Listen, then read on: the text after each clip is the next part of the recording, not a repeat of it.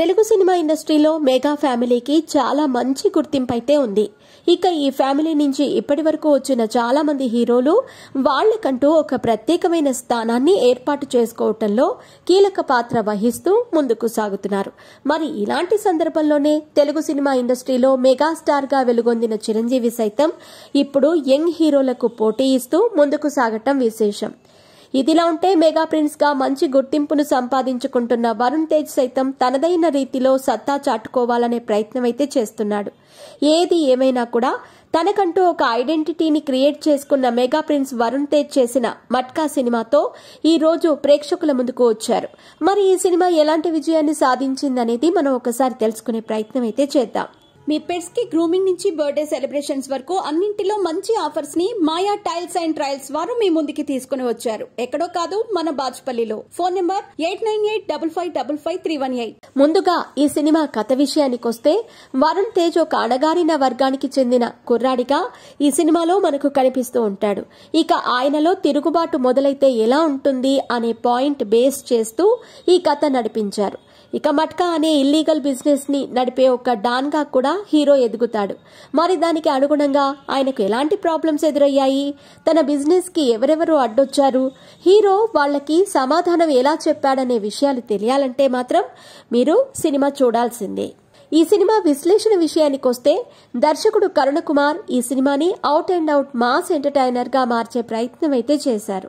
ఇక కంటెంట్ ను బేస్ చేసుకుని ఈ సినిమాను ముందుకు నడిపించటంలో కరుణ కుమార్ కి చాలా మంచి గుర్తింపు అయితే ఉంది.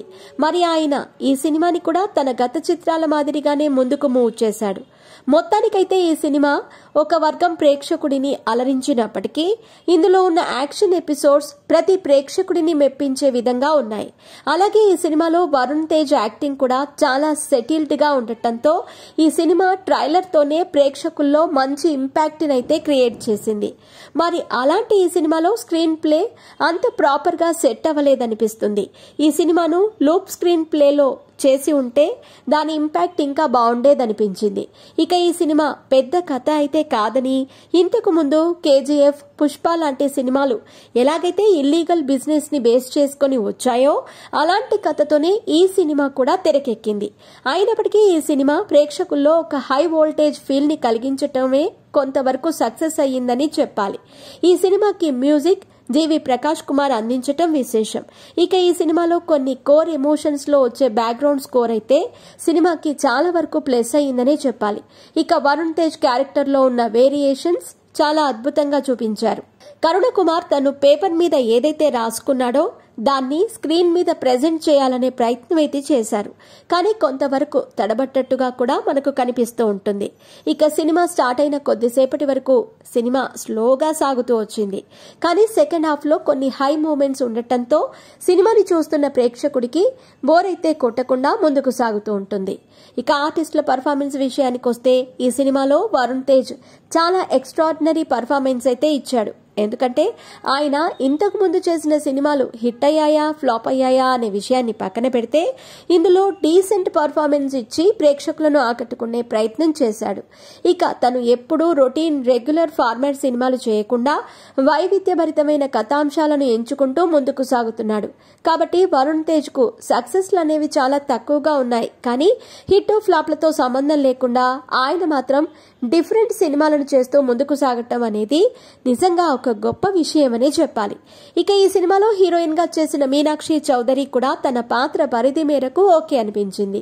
ముఖ్యంగా కొన్ని ఎమోషనల్ సీన్స్ లో ఆమె నటన చాలా అద్భుతంగా ఉండటంతో సినిమా మీద ఆటోమేటిక్ గా అంచనాలైతే విపరీతంగా పెరిగిపోతున్నాయి.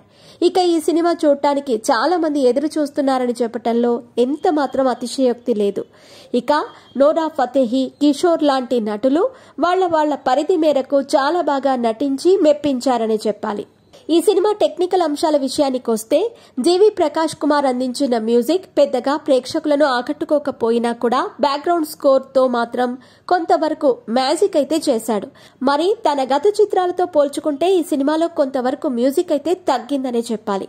ఏది ఏమైనా కూడా ఈ సినిమా ఫీల్ ని చెడగొట్టకుండా మ్యూజిక్ అందించటంతో సినిమా చూస్తున్నంతసేపు ఏ ప్రేక్షకుడు కూడా ఆ పాత్రల నుంచి డీవియేట్ అవ్వకుండా సాగే అవకాశం అయితే ఉంది. ఇక ఆటోమేటిక్గా ఈ సినిమాకి చాలా వరకు ప్లస్ అయ్యింది. ఇక విజువల్స్ చాలా టాప్ రేంజ్ లో చూపించే ప్రయత్నం అయితే చేశారు. ఇక ప్రతి విషయాన్ని చాలా క్షుణ్ణంగా ఆలోచించి సినిమాను ముందుకు తీసుకెళ్లే డైరెక్టర్ ఒక సినిమాటోగ్రాఫర్ నుంచి చాలా మంచి విజువల్స్ ని రాబట్టుకోవటంలో పూర్తి స్థాయిలో సక్సెస్ అయ్యాడనే చెప్పాలి. మరి ఈ సినిమా ప్లస్ పాయింట్స్ విషయానికి వస్తే వరుణ్ తేజ్ యాక్టింగ్, కొన్ని ఎలివేషన్ సీన్స్, అలాగే విజువల్స్. ఇక మైనస్ పాయింట్స్ విషయానికి వస్తే సినిమా మధ్యలో కొంచెం బోర్ కొట్టిందనే చెప్పాలి. మ్యూజిక్ ఇంకాస్త బెటర్గా ఉంటే బాగుండేది అనిపించింది. ఇక చివరిగా చెప్పేది ఏంటంటే యాక్షన్ సినిమాలను ఇష్టపడే వాళ్ళు ఈ సినిమాను చాలా బాగా మెచ్చుకుంటారు. వాళ్ళకి ఈ సినిమా నచ్చుతుంది.